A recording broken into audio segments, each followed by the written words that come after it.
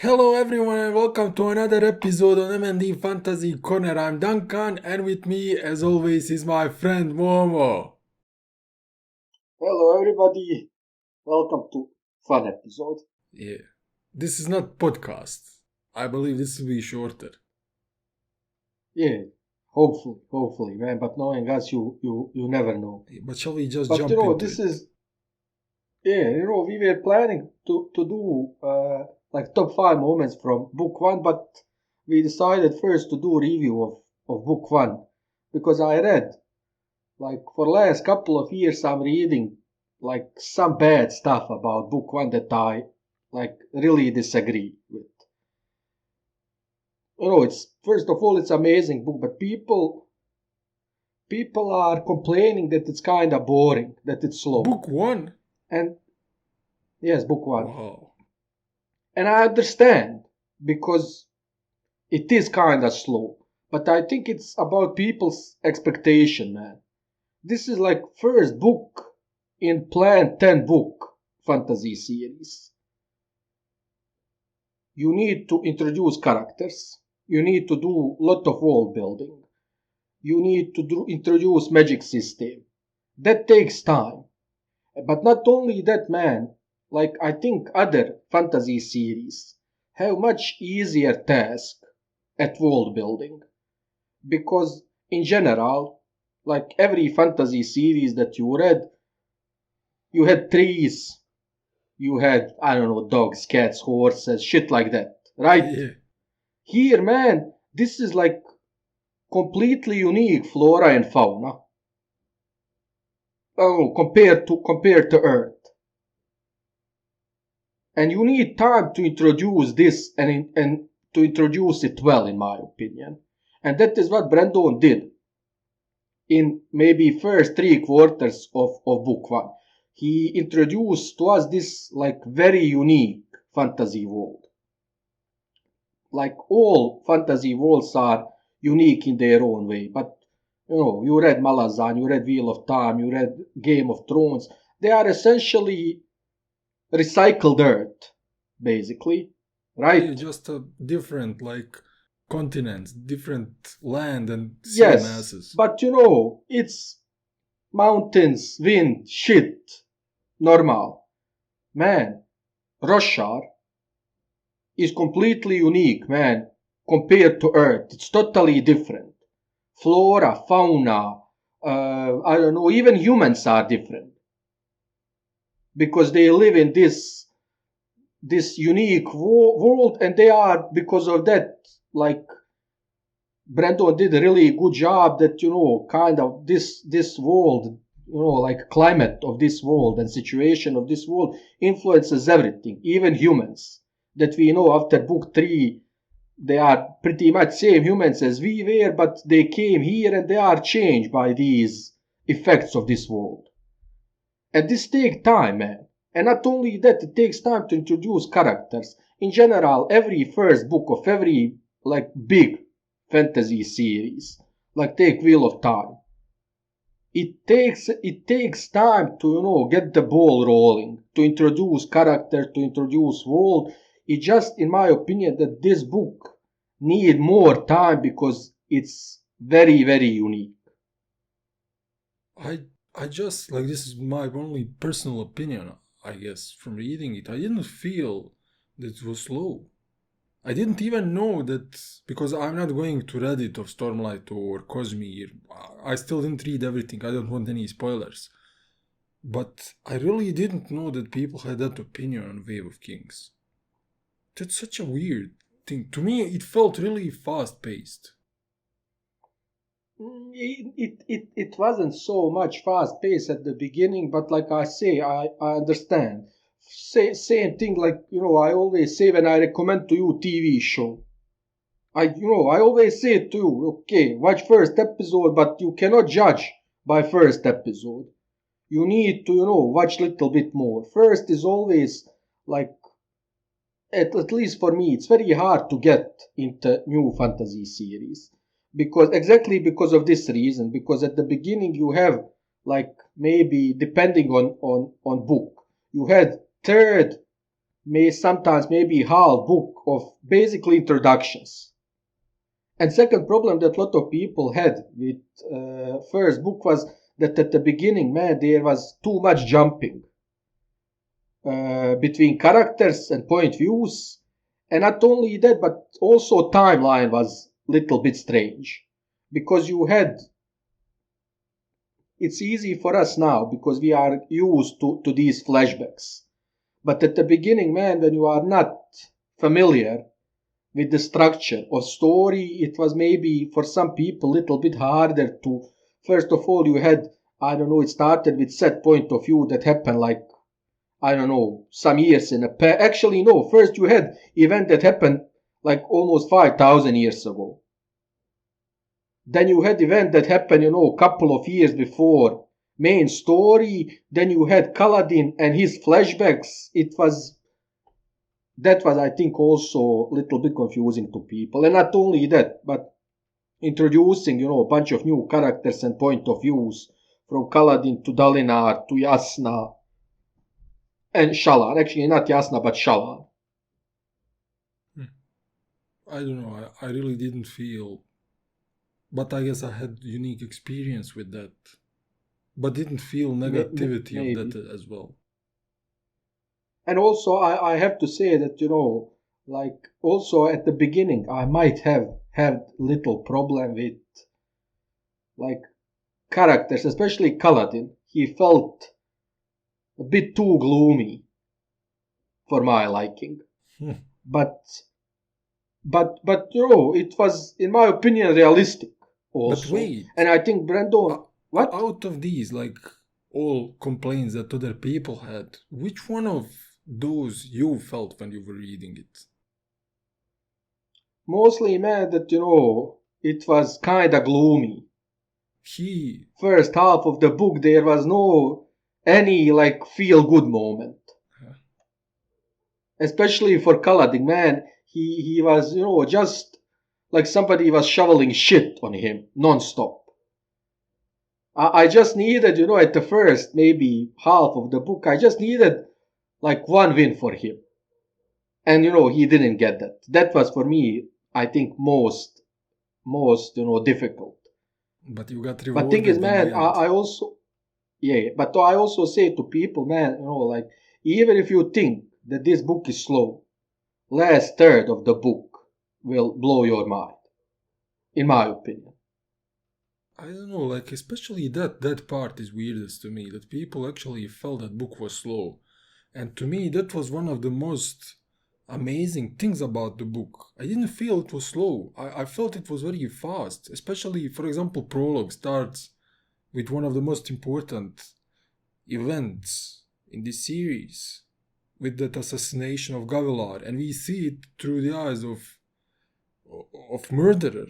That's such a epic thing. That's epic way to start. And then we had, like, I understand with jumping, but we had several chapters. I believe chapter 4 was the one that stayed in my mind, with bridge runs. And those were not like your generic action-packed with fights and stuff, but they were kinda action-packed in my opinion. Yes, but main character kinda didn't. How can I explain? It was action-packed, but Kaladin didn't participate. How not? He was running the bridge, man. Yes, he was, being slave while war is going on. I really appreciated that. To me. Man, I too, but I'm saying some people had, problem with probably those things. Okay. I just want to reiterate one more time, man. When you are reading like first book of some fantasy that is planned to be 10 huge fucking books, it's normal that first book will be slower than, for example, book 4 or book 3 or book 2. Because, man, you need to, author need to present to us this world. But he need to do it in a way that, he cannot just write, okay, this was this world. He need to do it through, I don't know, it was complicated because I like how he actually presented this world. He didn't explain it. He presented this world to us like through views, through eyes of people who live in it. And for them, these, I don't know, high storms are normal occurrence. And I remember first time when I was reading about high storm, about those plants, I was like, it was strange to me, but those characters, they treated it like normal thing. And for them, it is normal thing. And I really like that, kind of introduction of the new world. Uh, like, I don't know. Let me just tell you this. Why this is so strange for me to hear? Out of all those three books so far that I've read, I enjoyed the book one the most. Really? Yeah, that's why I'm saying it's so crazy to me to hear that somebody was. I didn't, man. I never enjoy book one the most of any book Oh man. because for these reasons. Because I like action. I like when shit is happening, but I understand the need for introduction. That's my point. But a lot of stuff happens in book one. I mean, Yeah, I wanna but most speak about this when we do top 5 moments of book. That's where I will okay. explain. I agree that a lot of things happen because especially when you are reading book one, everything is like first time you are reading about something and everything is new information basically. I don't know if you remember when we were doing first couple of episodes, we were doing basically like I think 3 chapters per episode, Yeah. and in book I don't know three we were doing like 20 chapters per episode because that is the nature, man. Because first time when you are reading, everything is new to you. Everything is first time you are reading. But I remember you, for example, you really disliked Shalan at the beginning. I don't know if you remember that. Yeah, because she was like I didn't understand character. And that is another thing, man. I disliked Shalan at the beginning too. Because she seemed, like she was forced. And I thought, that is like Brandon bad writing. But man, it turned out that it was perfect writing because yeah, it is supposed to feel forced because she is forcing it, man. She is forcing herself to be cheerful. And it was not bad writing, it was actually great writing. It's just that we didn't know enough about her character to understand why she feel like that. Okay, there I had a little bit unfair advantage because I knew that second book was a little bit more Shalan centric. So I was just kind of waiting, and in first book, like I knew back in my mind her character will be fleshed out more in book two. Yeah, but in my opinion, what I'm saying that it was amazing, man, reveal that this entire, first book I was kinda annoyed at how badly written she is, how unnatural she feels. And then you realize at the end of book one and more in book two that there is great reason, that actually there is reason for that Brandon actually did it on purpose. I know. And it was like very, very amazing thing to me. Do you know the. And also all his characters, man, like what I like about it, they all feel to me believable because they all have flaws, like very real flaws. Kaladin, Dalinar, Shalan, even Yasna, Renarin, Adolin, everybody have their flaws and everybody is like believable character to me. Venli will also have. She is. Yeah, I mean, God. yeah, yeah. But I realize that I have really like really weird point of view regarding this because I didn't read it naturally. We did it Yeah, through that. probably. So yeah, my view on this book is warped. I think it will be maybe a little bit better if when you reread, and I believe that you maybe already started the reading part, but even if you didn't, you will probably very soon have urge to reread it fast. Yeah,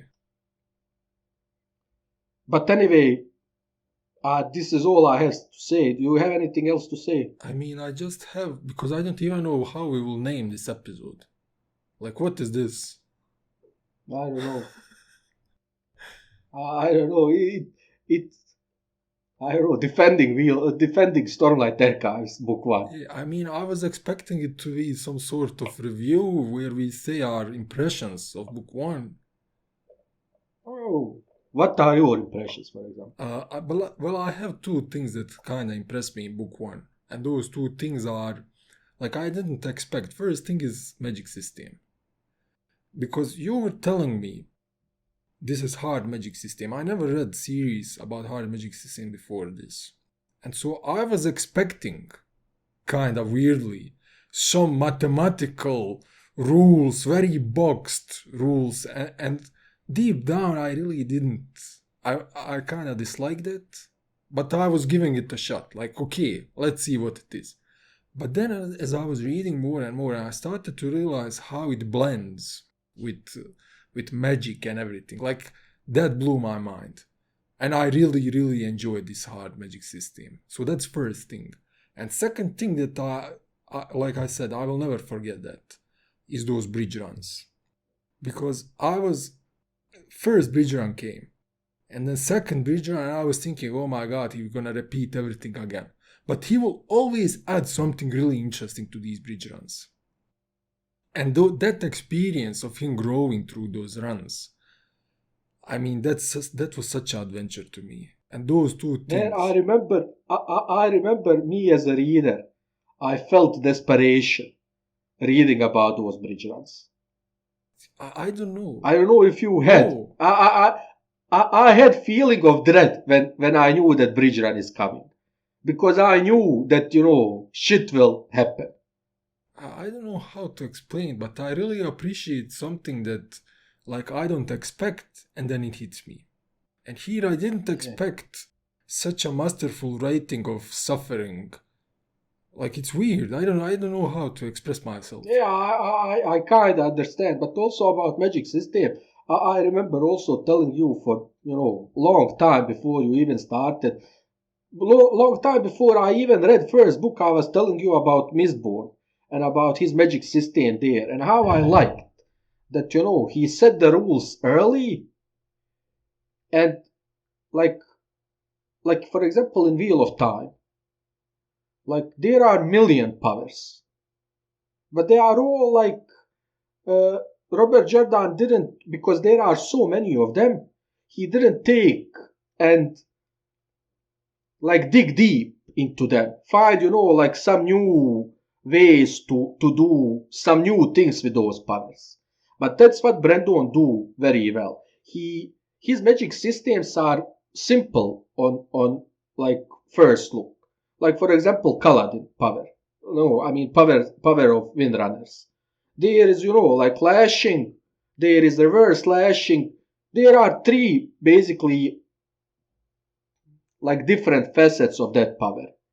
But he went so deep and found like million uses for them. And that's what I like. And even when he introduced something new, you are not thinking, oh my god, this is bullshit. You are thinking, oh my god, yeah, how did I not think about this? This makes perfect sense. I like that part also, but do you know what I like more? I like that he What? integrated it with those magical aspects like Spren. He introduced 10 different Yeah. Spren. Then he introduced those magical ideals, magical connection with Herald, what they mean.